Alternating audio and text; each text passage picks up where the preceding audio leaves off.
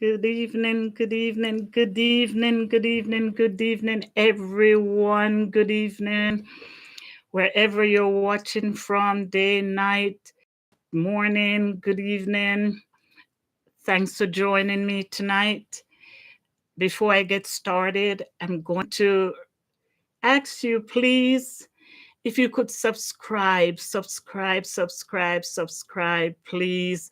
Thanks for your support. Yes, I can see your support, and I am ever so grateful.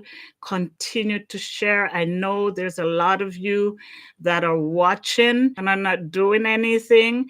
I appreciate it. I appreciate that you're watching. And but I'm gonna encourage you to subscribe because it helps me to subscribe and like and share and ring that bell so you can know when I'm on. But I appreciate all the viewer in whatever position you place yourself. Now tonight's topic is one that probably we don't think about too much. Probably we don't think about it too much. And the topic is how do we address our personal biases? Yes, yes. In dealing with all the contents that I have put out, this one came to my attention. How do we deal with it? Now let's talk about it. Tonight I'm going to invite you to comment. Share your experience, share your thoughts, share whatever ideas you have on the subject, or probably you have never thought of it as a bias. The things that you have to deal with that really comes against the grain of you, who you are. So I'm going to be looking at my chat and I'm going to ask you to participate tonight. Tonight, we're going to dialogue together. And those of you who have my number and want to call in, you can also do so because tonight we're going to do it a little differently. We're going to do interactive episode tonight. So please participate. Don't be shy. Your comment might be able and could possibly make a difference in somebody's journey with their struggles that maybe they have not looked at this issue.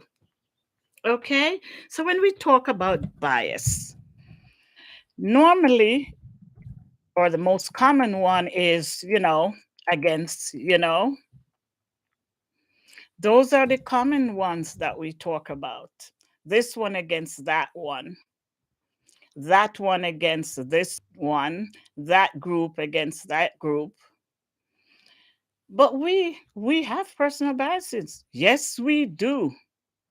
Yes, we do. And maybe we can look at it. Maybe you wouldn't say bias. We might say standard. Or the thing that, as I said before, goes against the grain of who we present ourselves to be. But it's still bias. It's still bias. Bias is not always negative. It's not always. It's in my walk and my experience, it is the things that I hold dear to me.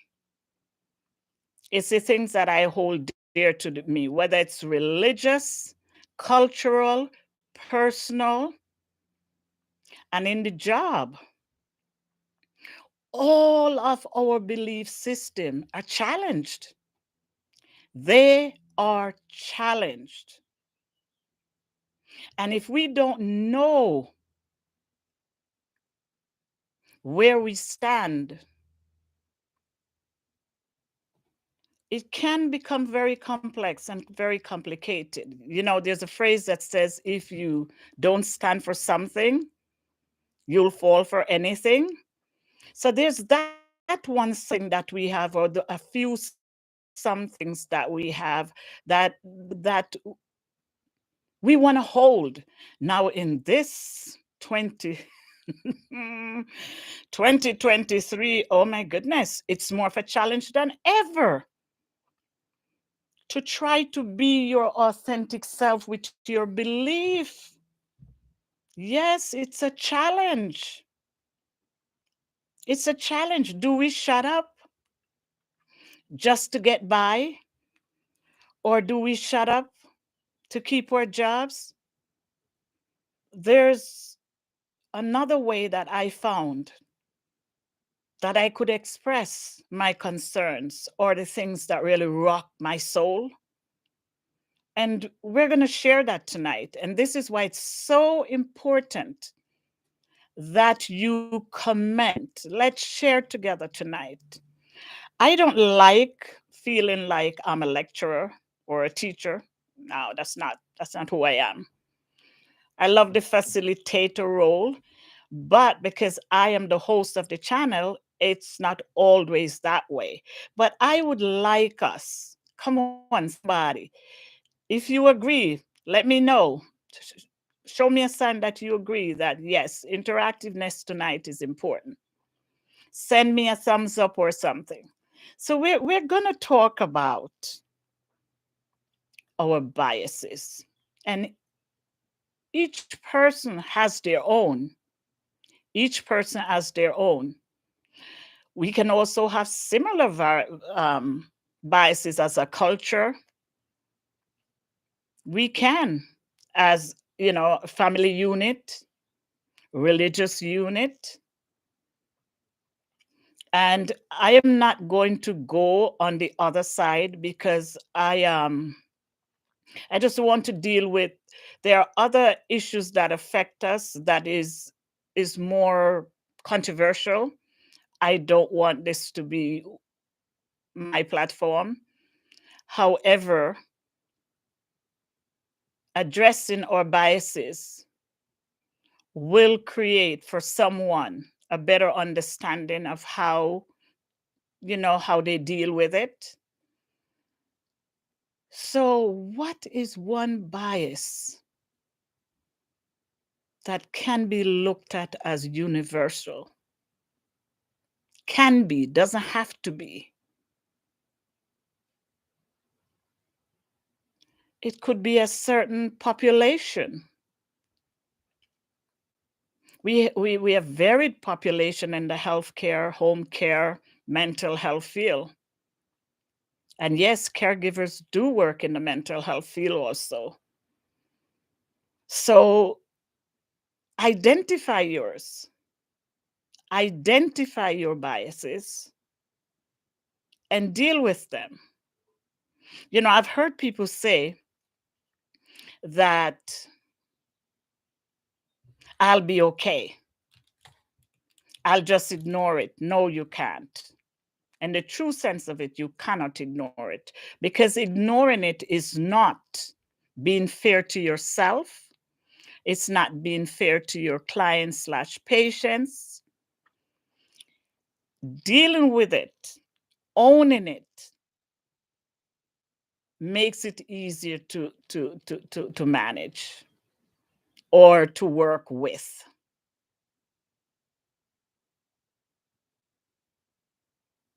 There are some individuals that have a difficult time working with the abused population. And let me say that it's not easy. Working in the mental health profession, meant as a caregiver, behavioral health profession as a caregiver, it's not easy. You're exposed to stuff that really, really hits home. Sometimes it's personal, where you know somebody that's gone through this issue, or someone that has been related to you has gone through this issue, And sometimes working in that population can be a trigger. If it was a difficult situation, it can be a trigger. You know, the way our society is now pushes us to deal. It pushes us to deal. And if we're not dealing, then we're just going to work for the paycheck. So we're not effective. Because any biases that comes up, the person you're caring for feels it. Your body language, your attitude. So when we know what they are, and we've tried it for a while, we says, I can do this. And sometimes we can. Sometimes we can because we have dealt with our biases. We have looked at the population as they need my service. So it doesn't matter how I feel or what my personal beliefs are. I'm committed to this job. There are those people that can do that. And then there are others that can't. There are others that can't. So, in the process of telling yourself, I can work with this population, I have heard individuals say that I can work in any situation. I have an issue with that. You probably want to say, I can work in any behavior that comes up with my client. But can you really work in every population that we serve? Can we really work in the areas that we have cultural and religious conflict? Can we work effectively? Yes, we can, if we own it, identify it, own it, deal with it. So then when you go to work with that population, you know why you're there. You're there to serve. You're there to serve. So I don't like a red apple. I don't like a red apple. But red apples are not the only one in my basket. They're green, there's yellow. But I am given red apple. And I tried the red apple. And it's not sitting well. I'm constantly having conflict with the client. And sometimes those things that ignites negative behavior from a client is our biases they're feeling. So how do we do that? How do we say, I can't work with the red apple anymore? I need a green apple. Face it. We face it. Go to your supervisor, go to your team leader and say, I have tried. I have tried, and this is a real issue for me. Can I be removed from this situation? And if you go about it the right way, I am sure they'll switch you. I'm sure if you're a good worker, there's no complaints against you, and you put your best effort in, but your cultural biases, religious biases, and personal biases is getting in the way with this particular situation. You're going to find it everywhere, but this one is a little too intense for you. This red apple is too intense for you because it's coming at you too hard. Speak to your supervisor. Let's call a thing a thing. We can't be all people to all people. We can't. And in the work environment, how we present ourselves and how we behave and how we're looked at makes requests sometimes easier. Because in the 30 plus years that I've worked, I've made some requests, especially when it comes on to my religious belief. They're granted, but here's what happened. Then I become flexible. We can't request something and then become rigid. I can't do that, and I can't do that, and I can't do that. When over here was such an issue for you, and the supervisor or the leader said, you know what, this is a good worker. This is a good worker, and she's tried this, and it's too much for her, so I'm going to put her with the yellow apples. Then you become very flexible over there. You become very flexible over there because no one knows the conversation you had with the leader or the supervisor but you. So it doesn't matter that they think you are moved because you're not a good worker, because when people are transferred to a different department, it's always, oh, what did she do over there?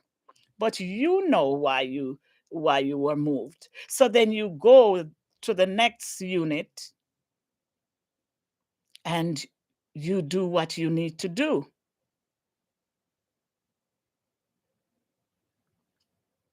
Biases or standard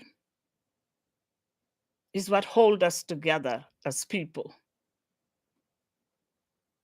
is what makes us different. Different is not always bad. Oh God, do I know that? Different is not always bad.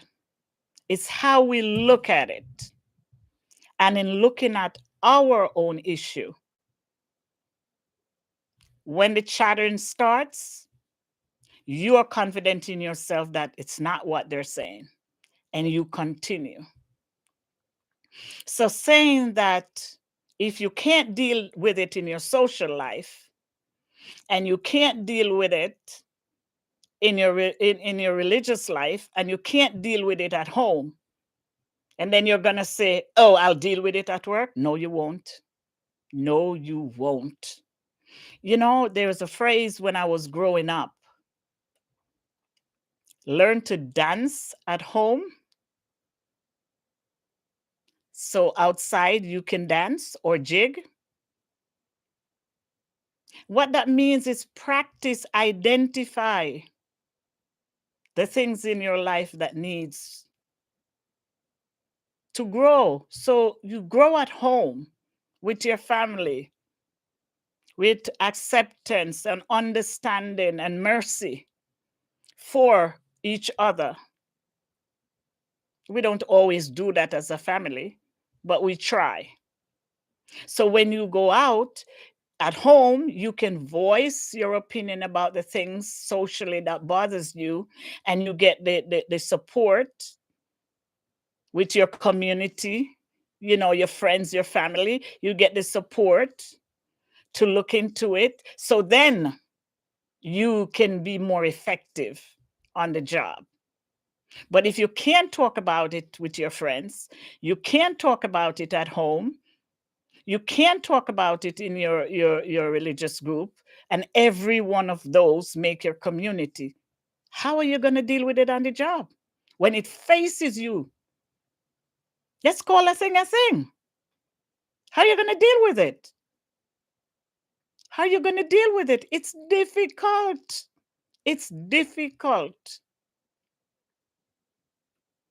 Having a friend or a support system to deal with the areas of cultural norms that we hold dear in such a moving time that we're living in is very, very helpful.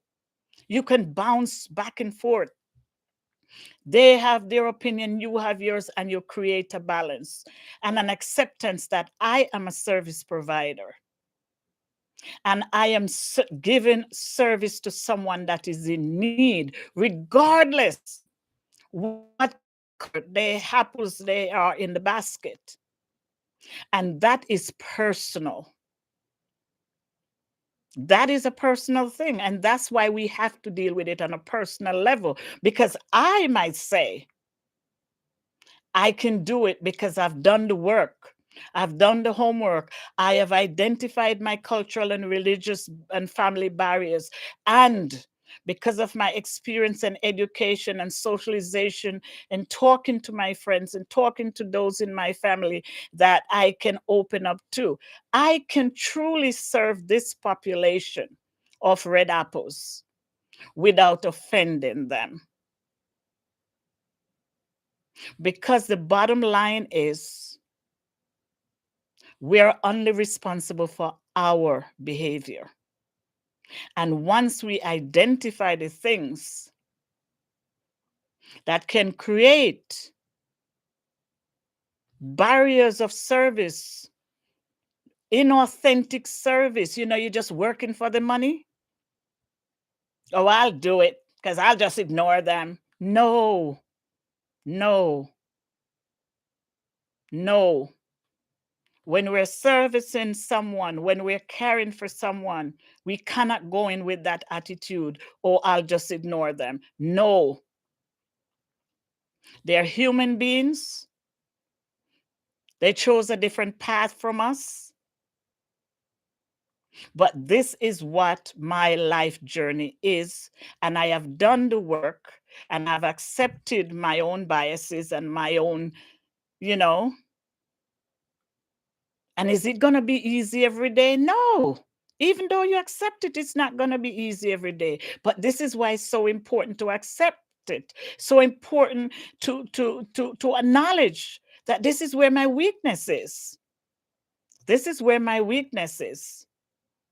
And I'm going to do whatever I have to do so that I am the difference to this individual or to this apple. I am the difference. Because going out there with all the stuff we were taught and we were brought up with and facing what we have to face today, 2023, you have to be so careful how you talk. You have to be so careful how you touch someone, how you look at someone. Let me ask you all a question. I'm going to do it just because I'm me. When was the last time you go on the job and a male say to you, you look nice? You remember back in the days? I remember and I reminisce and sometimes I yearn for it. When you will be at work and you are so overwhelmed, and here come a co-worker that is respectful, just a nice guy. And he says, "Hey, Melville, looking good today." I didn't think he wanted me. I didn't think he was abusing me. I didn't think he was overstepping his bound because we had a relationship, a working relationship. But now, even with a working relationship, we're all walking around paranoid. Am I lying? We're all walking around paranoid. Not everybody is going to hurt us emotionally if they say hello or if they touch us.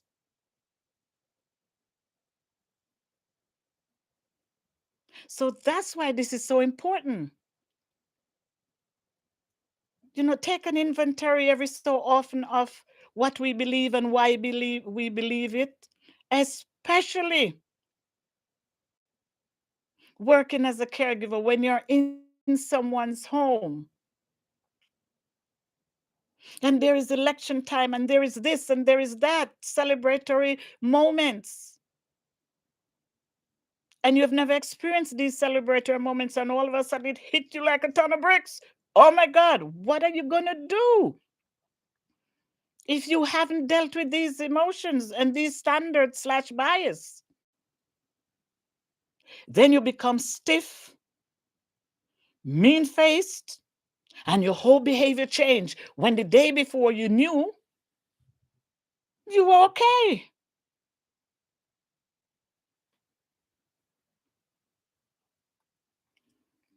So, what I'm saying,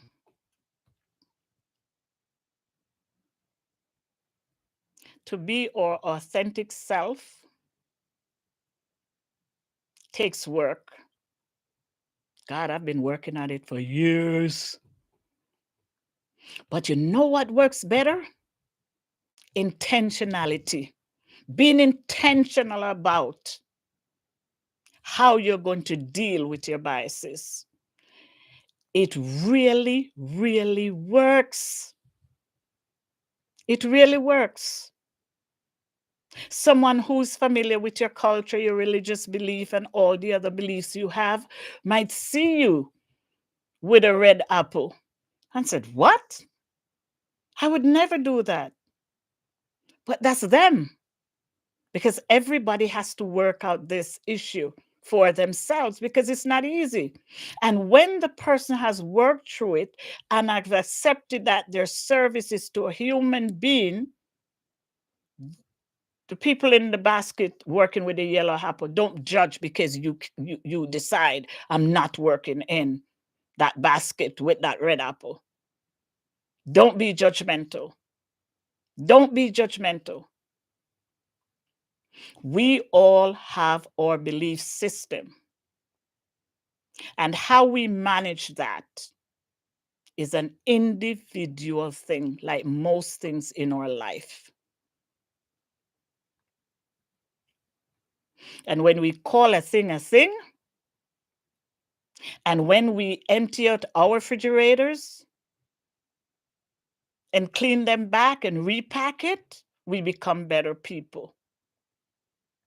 We become better people.